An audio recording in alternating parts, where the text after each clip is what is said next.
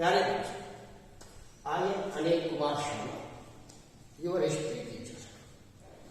आज आपको lesson number 9 औद्योगिक क्रांति के बारे में कुछ पता नहीं है।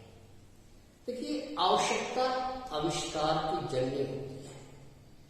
जो जो मानव को आवश्यकताएं पड़ती है तो आविष्कार होते रहते हैं। तो ये क्रांति भी उसी आविष्कारों का एक परिणाम है। क्रांति शब्द का जो अर्थ है वो हिंदी में बदलाव से है, परिवर्तन से है। किसी क्रांति का मतलब ये नहीं कोई विरोध प्रदर्शन नहीं। क्रांति का मतलब होता है परिवर्तन या बदलाव। हमें किसी भी क्षेत्र में बदलाव लाने के लिए हमें क्या करना, वो क्रांति होती है।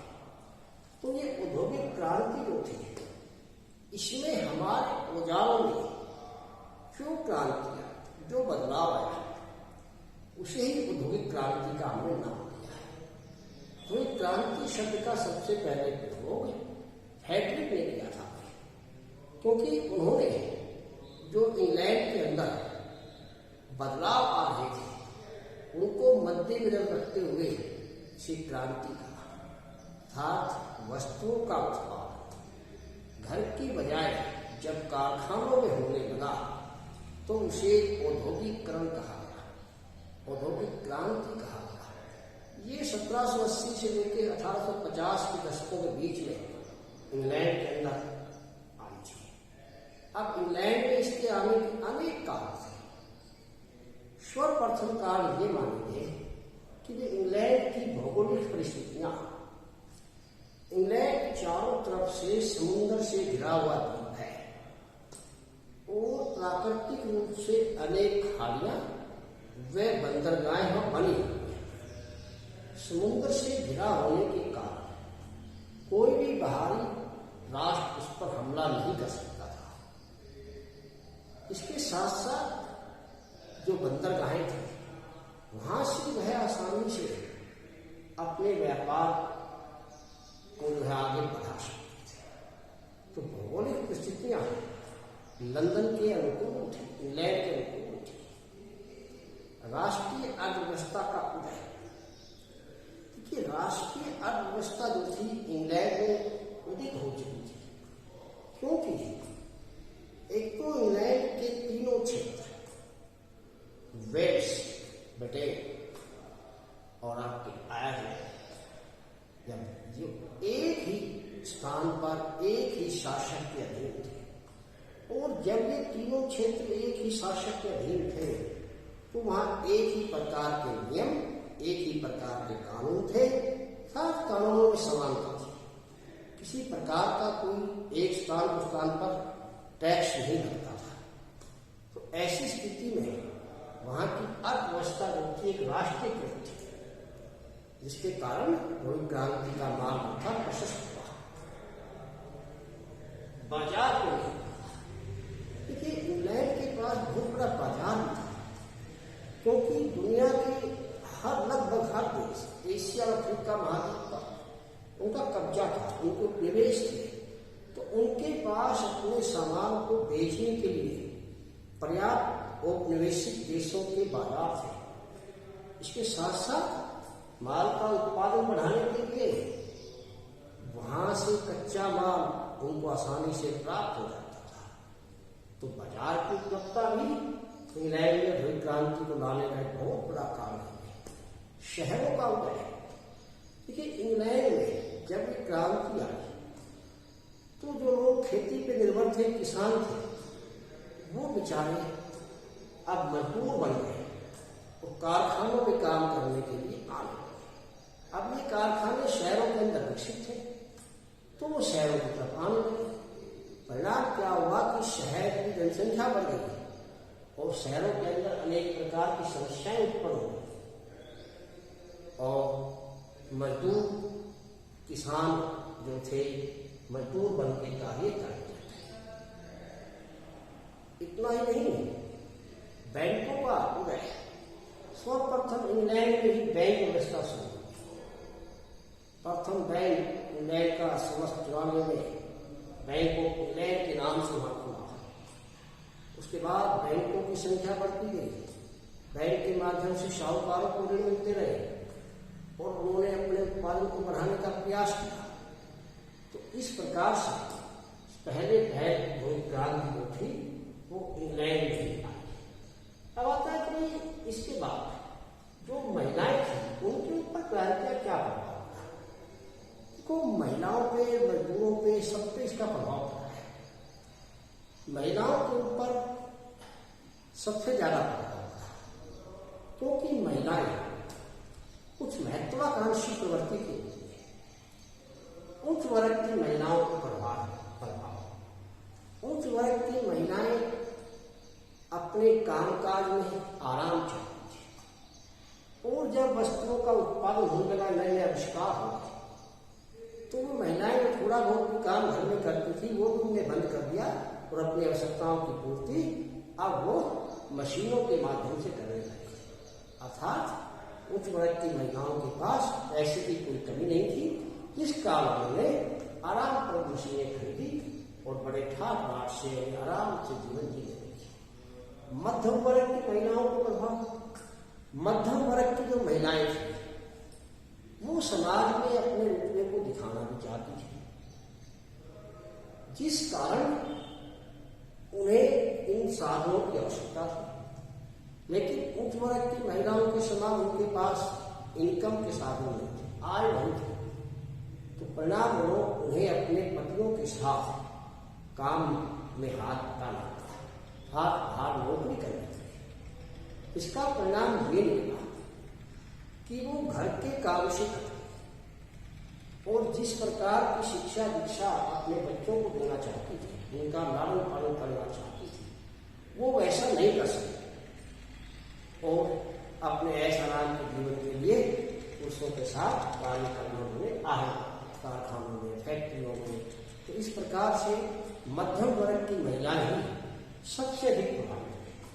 अब तीसरी प्रकार की महिलाओं में सामान्य महिला जो गरीब घराने से, लेकिन इनकी स्थिति तो पहले ही गई थी क्योंकि ये हाथ से काम करके अपना जीवन यापन करती थी। कारखाना युग आरंभ हो गया, क्रांति आ गई, इन महिलाओं की बेचारों की मजदूरी बहुत कम कर दी गई। इन्हें कारखाने में काम करने की बजाय पुरुषों से बहुत कम वेतन दिया जाने लगा। इतना ही नहीं, पुरुषों से बराबर काम करती है, 16-16 घंटे काम करती है। इनका स्वास्थ्य गिरने लगा, स्वास्थ्य खराब होता चला गया, अनेक प्रकार के रोगों से ग्रस्त हो। तो इस क्रांति ने महिलाओं के जीवन को हर तरह से प्रभावित किया। अब प्रश्न है लौह इस्पात उद्योग का विकास कैसे हुआ। देखिए, लोहा और इस्पात और कोयला ये जो है किसी भी परिवर्तन के लिए, किसी भी उद्योग के लिए आधारशिला मानी जाती है। इनके बगैर तो किसी के उद्योग की कल्पना भी नहीं की जा सकती, क्योंकि लोहा ही एक ऐसी चीज है जिससे मशीनों का निर्माण होता है और कोयले से ऊर्जा मिलती है क्योंकि लोहे को पिघालने का कार्य करती है। तो ये दोनों एक साथ चलते हैं और इंग्लैंड में ना लोहे की कमी थी और ना कोयले की कमी थी। कमी थी इसके विकास की, इनको आगे बढ़ाने की। तो उसके उस दिशा में अनेक प्रयोग किए गए। वहां के वैज्ञानिकों ने, इंजीनियरों ने सर्वप्रथम कोक का प्रयोग किया जाता था। देखिए, अब लोहे को पिघालने के लिए उत्तर कोटि के कोक का प्रयोग किया जाता, क्योंकि कोक कोयला जो था उससे लोहा आसानी से पिघल जाता था और उसमें से गंधक वगैरह को अलग कर देते थे।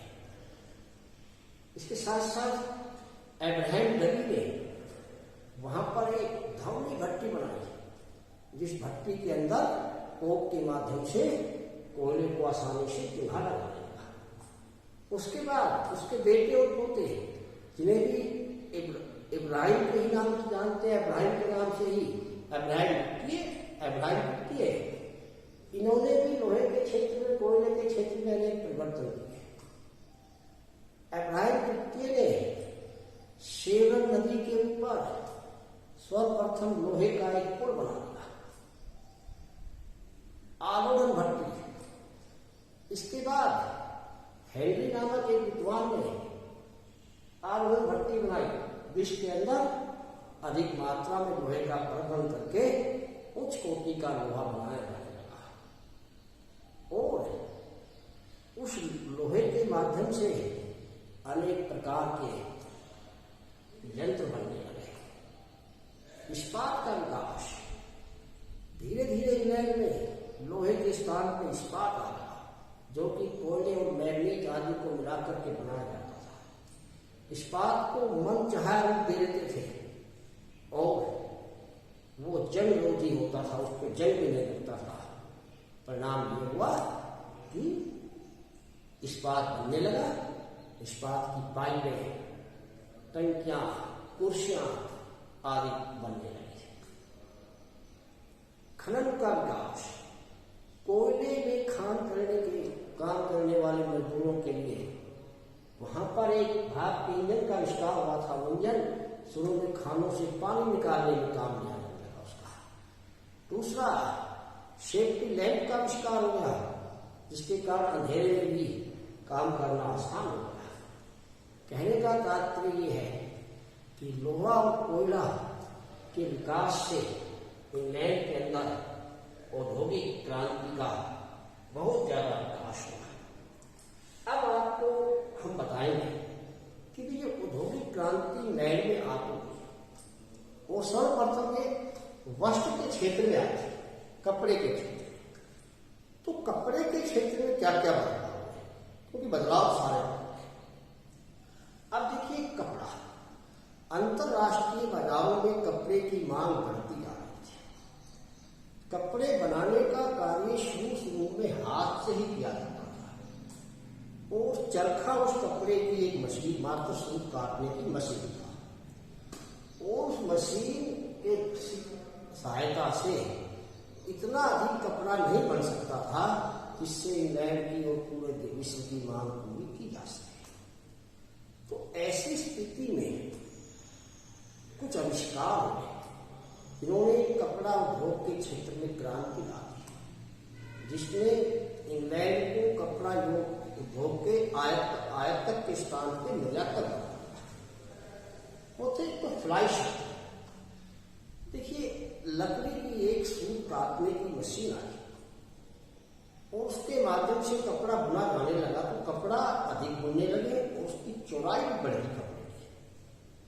तो फ्लाई स्टॉल के आने से भी बड़ा भारी परिवर्तन आया। सिपलिंग के 1764 ईस्वी में जेम्स हर्बीज ने सूत काटने की एक ऐसी मशीन बनाई जिसे सिपलिंग जेनी का नाम दिया गया। उसमें 8 तकलियां एक साथ चल सकती थी, अर्थात 8 धागे एक साथ बनते थे, जिसके सूत काटने काम में तेजी आई। और सूत काटने काम में तेजी आ गई तो कपड़े के विकास में तेजी का प्रभाव हुआ। वाटर फ्रेम, अब एक पद्धति वाटर फ्रेम के नाम से विख्यात है यंत्र आया, जो कि पानी के बहाव से चलता था और उसे नदियों के किनारे स्थापित किया गया, जिससे बहुत अधिक मात्रा में सूत कटने लगा। अब एक म्यूल नामक यंत्र आया, जिसने तकनीक में सूत काटने की तकनीक में बड़ा भारी परिवर्तन कर दिया। अनेक तकनीयां एक साथ चलने लगी, भारी मात्रा में भारी धागा तैयार होने लगा। वो धागा आर्द्र था और उस धागे की सहायता से उच्च कोटि के बढ़िया कपड़े बनने लगे। पावर लूम की स्थापना। उपरोक्त आविष्कार केवल कटाई के क्षेत्र के थे। अब बुनाई के क्षेत्र में भी एक ऐसा निकला कि पावर लूम की स्थापना होगी, जिसे भाप के इंजन से चला सकते थे। ऊपर वाले यंत्र सारे हाथ से कर रहे थे, अब इस यंत्र को बिजली और भाप के इंजन चलाया जाने लगा, जिससे अधिक मात्रा में कपड़ा बनना आरंभ हो गया। इसके साथ साथ प्रिंटिंग और ब्लीचिंग की मशीन आई, जिससे कप वस्त्र उद्योग के अंदर एक बहुत बड़ा परिवर्तन हुआ और इंग्लैंड के अंदर वस्त्र उद्योग था बढ़ता ही चला गया। तो ये तो है वस्त्र उद्योग। अब आता है कि इस उद्योग ने मजदूरों के जीवन पे क्या प्रभाव पड़ा। देखिए, हर एक चीज मजदूर वर्ग प्रभावित हुआ है।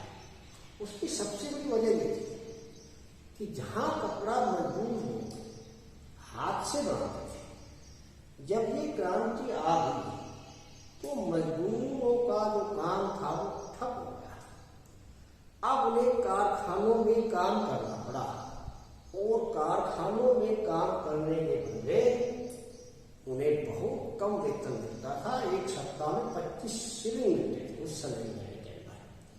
और जब लोग शहरों में आके बसे तो शहर की आबादी बढ़ी, रहने की समस्या पैदा होगी, आवासीय समस्या, और कई कई मजदूरों को एक छोटे शीतल भरे कमरे में रहना पड़ता था, जिससे उनका स्वास्थ्य खराब होता गया।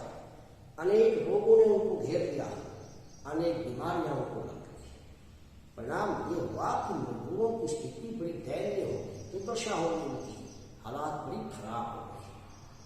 यही स्थिति महिला मजदूरों को हुई, क्योंकि महिला मजदूरों को तो अपने पतियों के साथ अपना आजीविका चलाने के लिए काम करना पड़ रहा था, क्योंकि जमीनें तो ऊपर जो है कारखाने स्थापित करते थे, जमीन पूंजीपतियों ने छीन ली थी। जो किसान महिला थी, अब वो बेचारी घर में उनके पास काम नहीं था, तो बच्चों का भरण पोषण करने के लिए वो भी इन कारखानों में आई। कारखानों में इन महिलाओं को पुरुषों की तुलना में बहुत कम वेतन, काम वही 16-16 घंटे पुरुषों के बराबर, लेकिन वेतन इन्हें 7 शिलिंग दिया जाता था। इतना ही नहीं, इन महिलाओं का मान सम्मान भी घटता गया, इनकी इज्जत तक वहां की जाती थी। कहने का तात्पर्य है कि महिलाओं के अलावा बाल मजदूरी भी बढ़ी, क्योंकि बच्चों और महिलाओं से जो सौदागर थे, व्यापारी थे या जो कारखाने के मालिक थे, वो काम तो बहुत अधिक लेते थे, लेकिन मजदूरी नाम मात्र को लेते थे। बच्चों को 3 शिलिंग एक सप्ताह मिलते थे। अब बताइए इतनी कम मजदूरी के अंदर बाल मजदूर लोग बन गए। जब बच्चे काम करने लग गए, उनकी सेहत खराब होगी। परिणाम क्या हुआ कि छोटी आयु में ही उनका निधन होने लग गया। तो ये औद्योगिक क्रांति ने श्रमिकों के जीवन को बुरी तरह प्रभावित कर दिया, जिसके विरुद्ध इंग्लैंड में कुछ सामाजिक संगठनों ने आवाज भी उठाई। उस आवाज का परिणाम ये हुआ कि इंग्लैंड के अंदर कुछ मजदूरों के लिए कारखाना कानून बने, और उन कानूनों के माध्यम से मजदूरों के जीवन को ऊंचा उठाने का प्रयास तो किया गया, लेकिन वो प्रयास इतना ज्यादा नहीं हुआ है। अब है रेल परिवहन। देखिए, रेल परिवहन ने भी औद्योगिक क्रांति में बड़ा भारी योगदान दिया है। इंग्लैंड में रेलों के विकास इस क्रांति में भी क्रांतिकारी बदलाव हुए। 1830 में जब वहां लिवरपूल से मैनचेस्टर तक पहली सफल रेल चली, तो उसके बाद क्रांति पर इसका विशेष प्रभाव पड़ा। विकसित देशों पे प्रभाव, विकसित देश के सामने रेल एक ऐसा परिवहन का साधन उभर के आई कि जिसके माध्यम से वो कच्चा माल और तैयार माल को आसानी से एक स्थान से स्थान पर भेज सकते हैं। रेलों के माध्यम से ही विकसित देश England, France, Germany, Japan, America, इन्होंने क्या किया कि अपने यहाँ तैयार माल को अपने उपनिवेशों में दूसरे स्थानों पर बखूबी भेजने लगे। विकासशील देशों में भी रेलवे का अच्छा प्रभाव पड़ा, क्योंकि विकासशील देश जो थे वहां से मजदूर विकसित देशों को काम करने के लिए जाने लगे। साथ ही साथ एक और भी बात है कि उपनिवेशों से कच्चा माल लाने में रेल मार्गों ने बड़ी योगदान दिया। अब अधिक से अधिक मात्रा में जब मजदूर और कच्चा माल आ रहा है तो विकासशील देशों को इसका लाभ हो रहा है। तो इन दोनों को क्षेत्र में इस क्रांति ने, रेल क्रांति ने भी बड़ा ही अहम योगदान दिया। इसके साथ साथ नहरों और सड़कें, इंग्लैंड में नहरों का जाल बिछा, क्योंकि इंग्लैंड में कोई भी स्थान ऐसा नहीं था जो नदी से 30 मील से अधिक दूर हो। तो ऐसे क्षेत्रों में इंग्लैंड वालों ने नदी तंत्र बनाया और नहरें बना करके उसके माध्यम से भी आयात निर्यात करने लग गए, यानी माल को एक स्थान से दूसरे स्थान पर भेजने लग गए। डाक तार संचार व्यवस्था, इंग्लैंड में डाक व्यवस्था भी सही थी, और डाक के माध्यम से संदेशों को एक स्थान स्थान भेजे थे। और जब सैमुअल मॉर्स ने तार का आविष्कार कर दिया, मॉर्स कुंजी का आविष्कार कर दिया, तो संदेशों को भेजना और भी आसान हो गया। परिणाम ये हुआ कि रेलों ने, सड़कों ने, नहरों ने और आपके डाक और संचार माध्यम ने इस क्रांति के अंदर बड़ा ही योगदान दिया। अब आता है ये तो है क्रांति के अंदर योगदान है। अब इस क्रांति के कुछ प्रभाव भी पड़े, कुछ परिणाम भी निकले। इन परिणाम या प्रभावों का वर्णन जो है इस प्रकार से। भाई आर्थिक प्रभाव, देखिए आर्थिक दृष्टि से इंग्लैंड की स्थिति मजबूत होती चली है, क्योंकि उनके यहाँ जो तैयार माल वो उसको विदेश के अंदर आसानी से भेजने लगे, और वहां से विदेशी मुद्रा पैसा जो था इंग्लैंड में आने लगा। अब इतना ही नहीं, दूसरा उसका लाभ हुआ सबसे बड़ा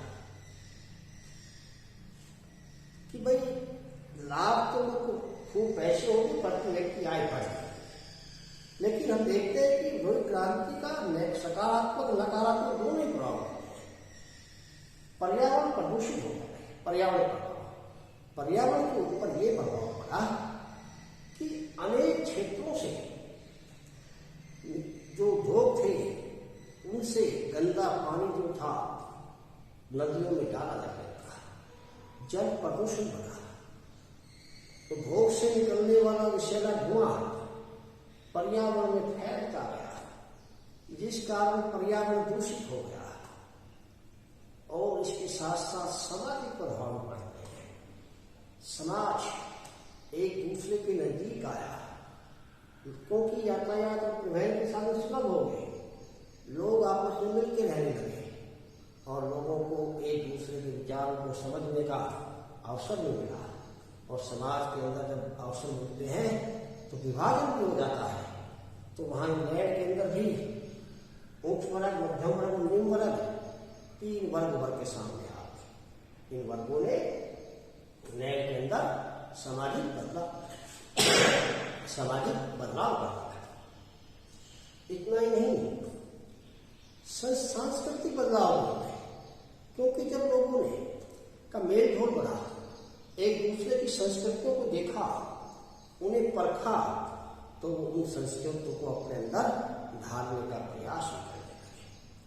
साहित्य भी प्रभाव पड़ा, क्योंकि साहित्य समाज का दर्पण होता है, और साहित्य के माध्यम से ही समाज को आसानी से समझा जा सकता है। तो साहित्यकारों ने अपने साहित्यों के अंदर मजदूरों की दुर्दशा का चित्रण किया, महिलाओं की स्थिति का वर्णन किया, इसके साथ साथ पूंजीपतियों द्वारा किए जाने वाले शोषण का वर्णन किया। इन सभी साहित्यों ने पढ़ करके समाज के बुद्धिजीवी वर्ग के अंदर नई चेतना और नए उमंग का संचार हुआ, जिस कारण उन्होंने मजदूरों के जीवन को सुधारने के लिए कुछ प्रयास किए। अतः हम कह सकते हैं कि औद्योगिक क्रांति इंग्लैंड में ही नहीं, अपितु संपूर्ण विश्व के अंदर एक नई सोच, नया बदलाव लाने वाली थी, और इस बदलाव के कारण ही इसे क्रांति यानी परिवर्तन का नाम दिया गया। और इस क्रांति से संबंधित अति महत्वपूर्ण प्रश्न अब मैं आपको बताने जा रहा हूं। सर्वप्रथम तो यही प्रश्न है कि औद्योगिक क्रांति का अर्थ क्या है। क्रांति सबसे पहले इंग्लैंड में ही क्यों है, इस क्रांति का महिलाओं के ऊपर क्या प्रभाव पड़ा, लौह और कोयला का विकास एक साथ क्यों हुआ, और इसके बाद इंग्लैंड में क्या परिवर्तन आया। रेल परिवहन का औद्योगिक क्रांति में प्रभाव बताना है, सड़क परिवहन, नहरों का और डाक संचार का भी प्रभाव बताना है कि क्या पड़ा। इसके साथ साथ श्रमिकों के जीवन पर या मजदूरों के जीवन पर औद्योगिक क्रांति का क्या प्रभाव पड़ा, ये वर्णन भी आपको इसमें करना है। इसके साथ साथ आपको ये प्रश्न भी करना है कि औद्योगिक क्रांति ने वस्त्र उद्योग में या कपड़ा उद्योग में किस प्रकार से एक नवीन परिवर्तन किया, या वस्त्र उद्योग पे क्रांति का क्या प्रभाव पड़ा। इसके साथ साथ हमें ये भी लिखना है कि औद्योगिक क्रांति के क्या परिणाम क्या प्रभाव है। इस पाठ में हमें केवल इतना ही करना है। धन्यवाद।